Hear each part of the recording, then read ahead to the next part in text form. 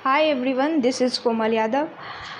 आज के क्लास में हम स्टार्ट करने वाले हैं नया चैप्टर नंबर 3 बायोडाइवर्सिटी। तो बायोडाइवर्सिटी की अगर हम बात करें, ये होता क्या है? तो बायोडाइवर्सिटी जो है ये एक कॉन्साइज फॉर्म है बायोलॉजिकल डाइवर्सिटी। ये बायोलॉजिकल डाइवर्सिटी को चेंज करके बायोडाइवर्सिटी नाम दिया गया। ये टर्म दिया किसने? तो वॉटर जी रोजन ने 1986 में दिया। तो biological diversity means the variability among living organism. मतलब ये जो बायोलॉजिकल डाइवर्सिटी होते हैं, हमारे वर्ल्ड में इतने सारे ऑर्गेनिज्म हैं जिसके जो इतनी सारी ऑर्गेनिज्म की जो विभिन्नताएं हैं, अलग अलग टाइप्स के एनिमल्स हैं, अलग अलग टाइप्स के प्लांट्स हैं, तो फिर उसी को बोला जाता है biological diversity means variability among living organism. ये जो वेरिएबिलिटी है, विभिन्नता है लिविंग ऑर्गेनिज्म के अंदर फ्रॉम सोर्सेज जो होता है इंक्लूडिंग में बहुत सारे सोर्सेज इंक्लूड्स है, जैसे कि टेरेस्ट्रियल स्थलीय जीव, एक्वेटिक जैसे कि मैरीन एंड फ्रेश वाटर में भी जो जितने भी ऑर्गेनिज्म पाए जाते हैं वो सारे, एंड अदर इकोसिस्टम मतलब पूरा पारिस्थितिक तंत्र। तो इकोसिस्टम हो गया कि जैसे कि अलग अलग टाइप्स के सिस्टम है, एक में जैसे प्लांट्स लोग रखा गया, एक में एनिमल्स वगैरह रखे गए, एक में एविस ये वो। तो ये सारे इकोसिस्टम, ये जितने भी वर्ल्ड है उसमें जितने सारे सोर्सेस पाए जाते हैं उन सब का सिस्टम कहलाता है इकोसिस्टम, जिसको हम हिंदी में बोलते हैं पारिस्थितिक तंत्र। इसमें हर चीज़ का सिस्टम आता है, सॉइल्स वगैरह जितने भी हैं इस वर्ल्ड में, जितने भी पाए जाते हैं सब आते हैं। तो ये जो बायोलॉजिकल डाइवर्सिटी क्या है, इतने सारे लिविंग ऑर्गेनिज्म के अंदर जो विभिन्नताएं हैं वही आते हैं वही कहलाते हैं बायोलॉजिकल डाइवर्सिटी। उसमें सब कुछ मतलब इंक्लूडिंग है terrestrial, aquatic and ecosystem. Ecosystem में भी जितने ऑर्गेनिज्म पाए जाते हैं सब बायोलॉजिकल डाइवर्सिटी कहलाते हैं, उसी के अंदर आते हैं। Biodiversity includes diversity with in a species, between a species and ecosystem. मतलब बायोडाइवर्सिटी जो है वो एक स्पीसीज के अंदर भी हो सकता है या दो स्पीसीजों के अंदर भी हो सकता है, या फिर ये पूरे इकोसिस्टम के अंदर भी बायोडाइवर्सिटी हो सकता है। जैसे कि एक और स्पीसीज की बात करें, जैसे कि कोई सोलेनम ट्यूबेरियसम, वो एक आलू की ब्रांड है, या फिर कोई राइस की स्पीसीज है। तो राइस में भी बहुत सारे वेराइटीज़ आते हैं, तो वो एक स्पीसीज हुआ राइस। एक स्पीसीज है राइस, उस राइस के बहुत सारे वेरिएबिलिटी आते हैं, बहुत सारी विभिन्नताएं होती है, वो हो गया एक स्पीसीज। ये राइस एक स्पीसीज है और उसकी बहुत सारी ब्रांड है, तो वो उसके अंदर क्या कहलाती है? वेरिएबिलिटी कहलाती है उसकी, राइस की ही वो क्या है? विभिन्नता। तो ये एक स्पीसीज के अंदर हो गया, और जैसे कि एक दाल की स्पीसीज हो गई और एक चावल की स्पीसीज, तो ये दो स्पीसीज के बीच में हुआ। तो मतलब बिटवीन द स्पीसीज भी हो सकता है, या फिर इस इकोसिस्टम में जितने सिस्टम प्रेजेंट है उसके अंदर हो सकती है। जैसे कि गाय भैंस की कितनी सारी अलग अलग विभिन्नताएं हैं, कितने टाइप के गाय होते हैं, कितने टाइप के प्लांट्स होते हैं, तो ये सारे इकोसिस्टम में आते हैं। तो इकोसिस्टम के अंदर भी बायोडाइवर्सिटी होती है, वो विभिन्नताएं होती है जिसको हम डाइवर्सिटी बोलते हैं। Number and percentage of species of bacteria, fungi, plants and animals in India. मतलब हमारे इस इंडिया में कितने सारे एविज या फिर एम्फीबिया, एल्गी, ये सारे जितने सारे ये टेक्सॉन्स है, जैसे कि एविज टेक्सॉन हुआ। टेक्सॉन में क्या, एविज में कौन से जितने भी बर्ड्स वगैरह आते हैं वो सारे एविज टेक्सॉन में आते हैं। फिर एम्फीबिया जैसे कि मेढक वगैरह, ये सब उसके जितने भी वैरायटी होते हैं वो एम्फीबिया के अंदर। एल्गी में जितने भी शैवाल्स होते हैं, जैसे कि रेड एल्गी, ब्राउन एल्गी और ग्रीन एल्गी, तो ये सारे जो है वो एल्गी में आते हैं। तो ये सारे वैरायटी है और एल्गी एक टेक्सॉन है जिसके अंदर ये सारे एल्गी आते हैं। तो ये कितने नंबर एंड परसेंटेज जो है वो फंजाई एंड बैक्टीरिया और प्लांट्स और एनिमल्स का खोज किया गया है। तो एविस जो है उसका खोज किया है 1.14% होता है, amphibia 0.18, algae 2.32, angiosperm 13.95, bacteria 0.08। Bryophyta 2.38%, fungi 21.39%, gymnosperm 0.06%, insecta 49.69%, Mollusca 4.72%।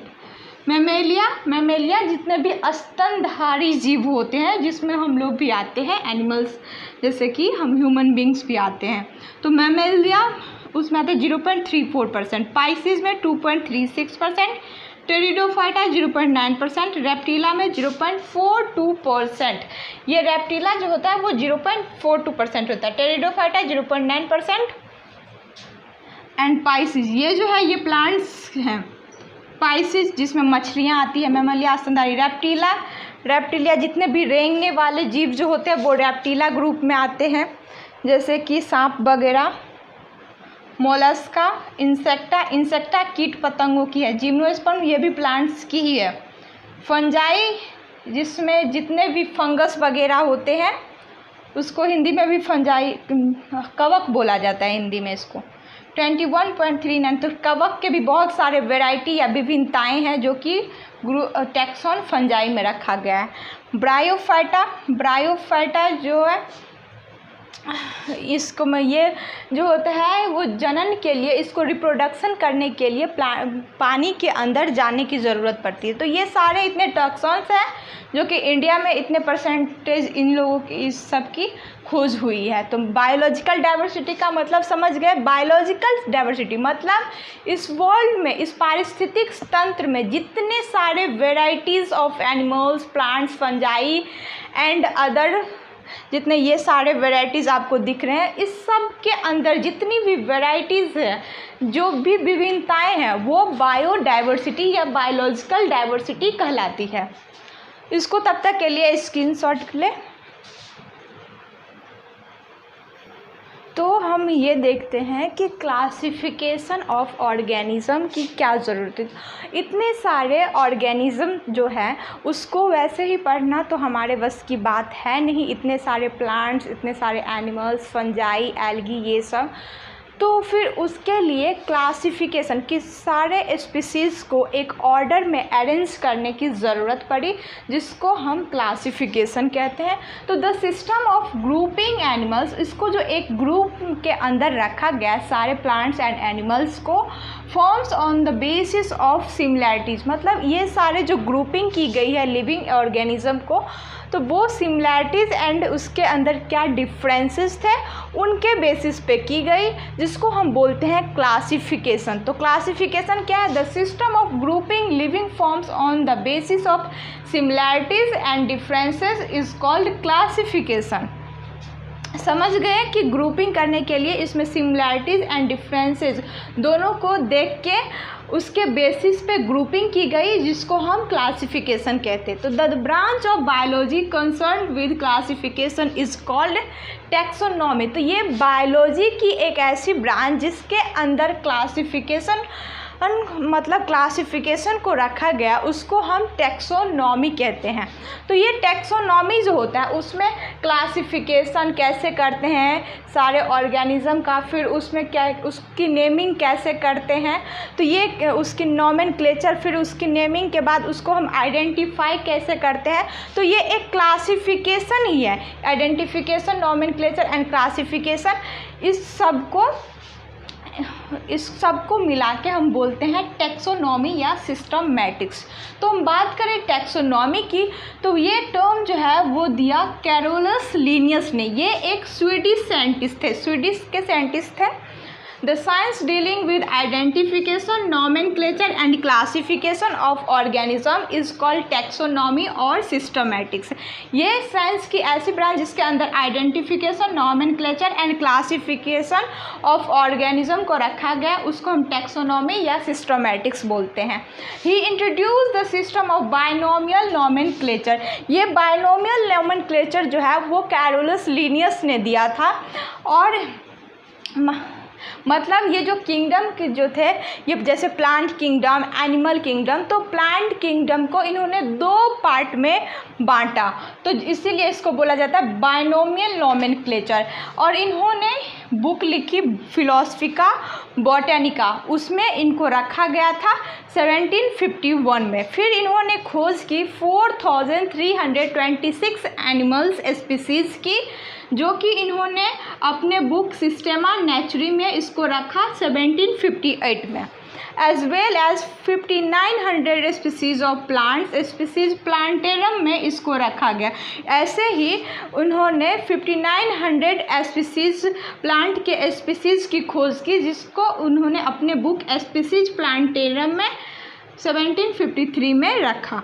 Classification based on reproductive organism, मतलब इनका जो क्लासिफिकेशन था कैरोलस लिनियस का, वो रिप्रोडक्टिव ऑर्गेनिज्म मतलब सेक्सुअल रिप्रोडक्टिव को इन्होंने उसमें रखा था, क्योंकि सेक्सुअल रिप्रोडक्शन से जो होती है लैंगिक विभिन्नता से, उसमें प्लांट्स या किसी भी एनिमल्स या प्लांट्स में अगर उसके अंदर सेक्सुअल रिप्रोडक्शन होता है तो उसमें वेरिएबिलिटी ज़्यादा नहीं आती। जैसे कि अपने इन्वायरमेंट है और उसमें अगर सेक्सुअल रिप्रोडक्शन नहीं होगा, एसेक्सुअल होगा, तो वो जो एनवायरनमेंट चेंज होगी तो वो उस प्लांट्स की जो होती है वो जेनेटिकली वो चेंज हो जाता है। लेकिन अगर उसके अंदर सेक्सुअल रिप्रोडक्शन होता है तो वो फिर वो इन्वायरमेंट कितना भी चेंज होगा तो वो चेंज नहीं होगा। तो इनकी जो विभिन्नता थी वो रिप्रोडक्टिव ऑर्गेनिज्म के बेस पे थी। तो बात कर ली हमने क्लासिफिकेशन क्या होती है। फिर टैक्सोनॉमी हम किसको कहते हैं, टैक्सोनॉमी के अंदर आइडेंटिफिकेशन, नोमेनक्लेचर एंड क्लासिफिकेशन आती है। कैरोलस लिनियस ने बाइनोमियल नोमेनक्लेचर दिया था।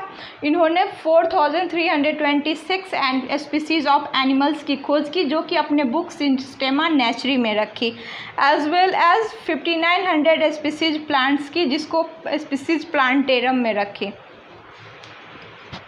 Thank you all of you. हमारे चैनल को सब्सक्राइब करें, वीडियो को लाइक करें, शेयर करें। Thank you. आज के क्लास में इतना ही पढ़ेंगे।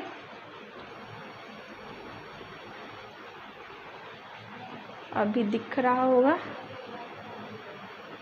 स्क्रीनशॉट कर लेना।